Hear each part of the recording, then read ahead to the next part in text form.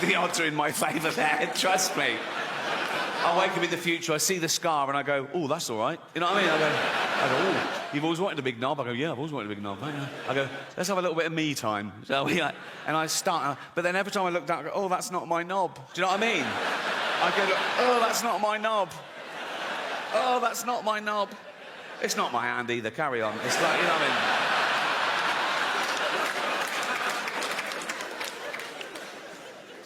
I was doing an interview a while ago.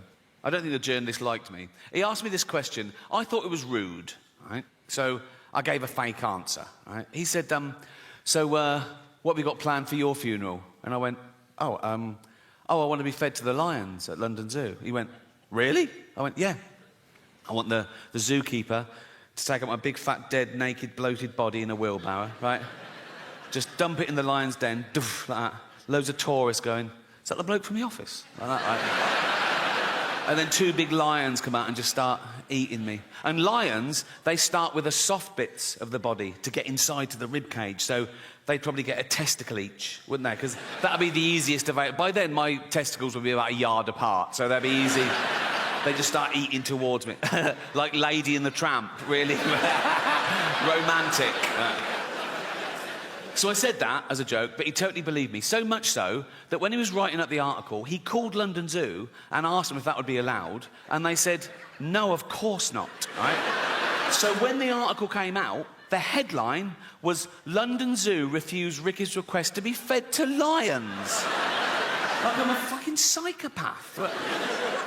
My point is, you can't worry about what happens after you die. Don't live your life, let someone else worry about it. You're dead, you've done your bit, right? I know some people who really are stressed about what happens after they die, some religious people, and they believe in heaven and hell and all that. So now they're getting a bit, oh, have I been good enough? I mean, great, heaven's great, but hell, oh my God, what if I go to hell? And I go, there's no hell. It's made up to frighten kids. Like, my favourite horror film of all time is still the original Exorcist, right? First time I saw it on VHS, right? I was blown away. I watched it again straight away. I loved it, right? And there's a bit in that that's meant to be the really poignant bit. And I laughed the first time I saw it because it was the idea of the devil being this crass and childish. You know the bit. So, the little girl's possessed by the devil, and they're doing an exorcism, and they're throwing holy water on it. She's hissing, right? They're going, the power of Christ compels you. The power of Christ compels you. And at one point, the devil makes the little girl turn her head round, and he makes her say, your mother sucks cocks in hell. Right? And the bloke, she said, he's devastated. He's like, because he's thinking, oh, that's the real devil. So he knows, so it's true, my poor mother sucking cocks in hell, right? If scientists actually found the devil, I was wrong. They found the devil, they tested him, it was peer-reviewed, it won the Nobel Prize for fucking everything, because it would be the greatest discovery of all time, right? And I'd look at the science, I'd be mind-blown, but I'd go, well, you've got to follow the science. So, you know, yeah, I believe in the devil. I wouldn't even be belief, it would be knowledge. I'd want to meet him. If the devil actually existed, I'd want to see it for my...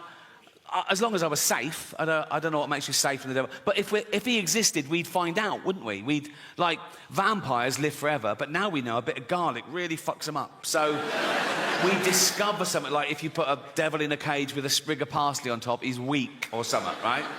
And I'd meet the devil, right? And I'd go for an order, and I'd go, he'd be there. I'd go, are you the devil? He'd go, yeah, right? And then he tried to hurt my feelings. And that was his best shot. And he went, Rick, I go, what? He goes, your mother sucks cocks in hell. I go, I don't care. I don't. 1, she's dead. 2, she was heterosexual.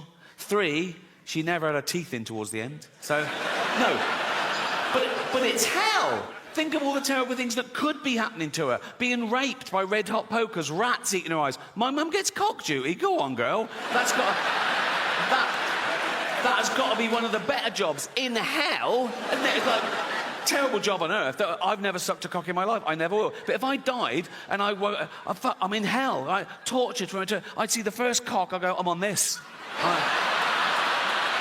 Not a problem. Not a problem. I'd be looking round seeing people skinned alive. I'd chow down. I'd be looking over the big man going, I'm doing a great job here. Leave me on this. And then...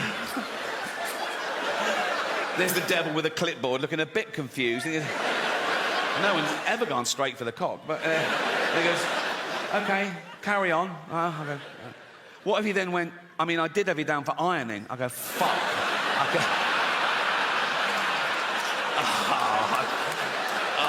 I could have been ironing.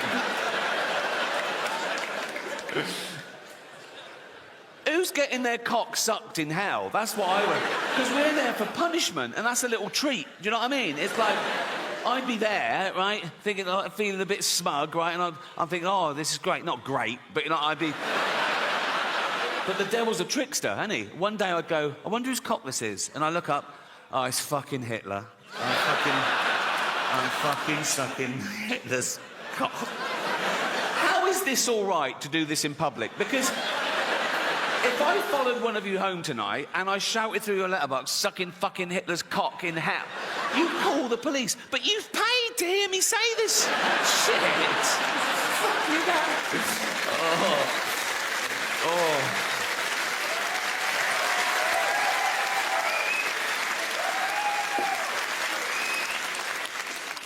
I'll tell you what's very popular in England at the moment, and in America, particularly California. Mental illness. Oh, it's taken off. It's taken off a trip.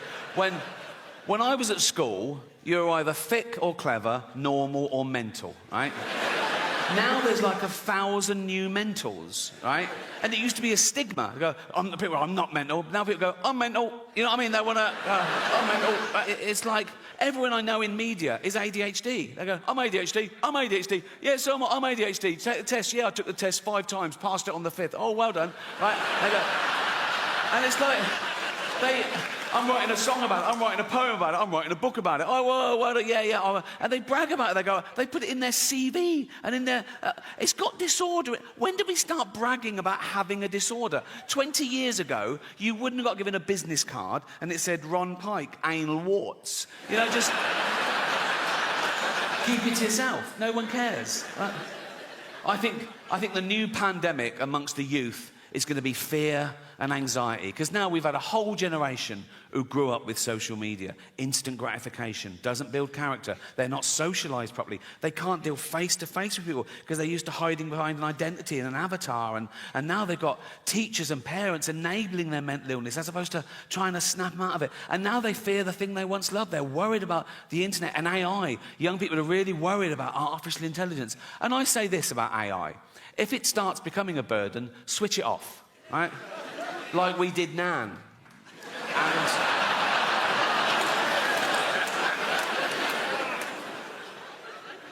And another big fear amongst the youth is climate change. They're really worried about global warming. And I looked into it, and if the polar ice caps completely melt, the sea level will go up about 60 metres around the world. So all coastal areas will be affected a bit. But the real devastation, the real loss of life, will be in places like China and India. So relax. It's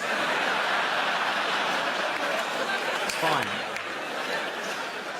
But we all suffer from a bit of mental illness. We're all on the spectrum, aren't we? We've all got a little bit of OCD or anxiety or whatever. Like I'm a hypochondriac, right? Every morning I wake up and I think, right, what's wrong? Like, I go, what's that? That wasn't there yesterday. What's that? And I Google it. I think, what?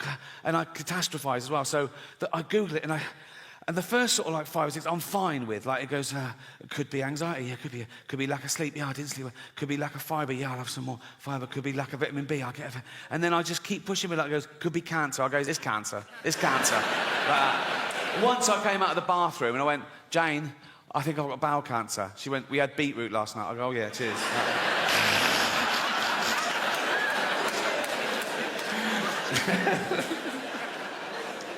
I want to end with a couple of true stories, if I may. As I said, I think this is my most honest and confessional show so far. So I want to talk about something I haven't talked about before, and that's to give you a glimpse behind the curtain of the Golden Globes. Right? And thank you. I last hosted the Golden Globes in 2020. It was the 5th time over a 10-year period, and I liked them more and more, and the last one was my favourite, because the world changed in that 10 years. You know, like the first time I hosted them in like 2010, the press of America fuck, I hated me. Right? I go, who is this annoying Brit insulting the most important people on the planet? By the last time I hosted, they were like, yeah, go on, fuck them. Fuck them, right? Because ordinary people had got sick and tired of being lectured by these multi-millionaire, nothing wrong with that, these liberal elite entertainers telling them how to vote and how to recycle, when everyone knew they were getting free jet rides to Pedo Island. So it really hit the zeitgeist. But it was always the same deal. Whenever they said, do you want to host? I said, yeah, I'll host. I said, but I'm going to write all my own jokes, which is unheard of, apparently. I said, I'm going to write all my own jokes, and I'm not going to rehearse, so you can't hear the jokes beforehand, and you can't cancel any. And they let me do that. I did have to show a lawyer the jokes about an hour before to make sure I hadn't broken any laws, and I never had, because I know the law. Sometimes the lawyer would go, are you sure you want to say that? Right? And I go, is it legal? They go, yep, technically. I go, let's do it. Right? I've never had a joke stopped by the Golden Globes. That says something about them, to be fair, right? So, anyway, thank you. This last time, they said, oh, you've got to see the lawyer the day before now. I went, OK, great. So I was driven to the Beverly Hills Centre, and they're all setting up, right? And the photos of the A-listers are all in their chairs. I go, oh, there's Brad, there's Leo, there's Bob, oh, this one. And this big guard showed me to this room, and he opened the door, and he shut it behind me. And I looked, and there were suddenly 10 lawyers in suits.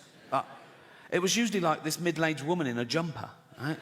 And I thought, what the fuck's happened? I think, oh, is it because it's my last time and they're just making sure I don't say anything? Right? And they were there, and I went, hi. They went, hi. I said, should I do the monologue? They went, please. Tough crowd. Right?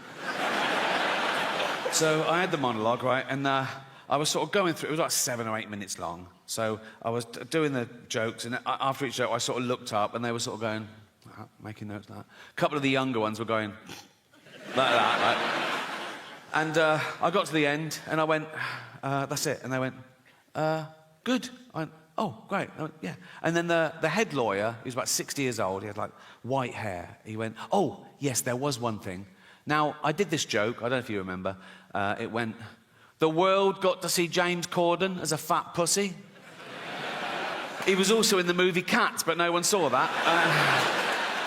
And it goes on, at one point I go, but Dame Judi Dench said it was the role she was born to play because she loves nothing better than plonking herself down on the carpet, lifting her back leg and licking her own minge. Right?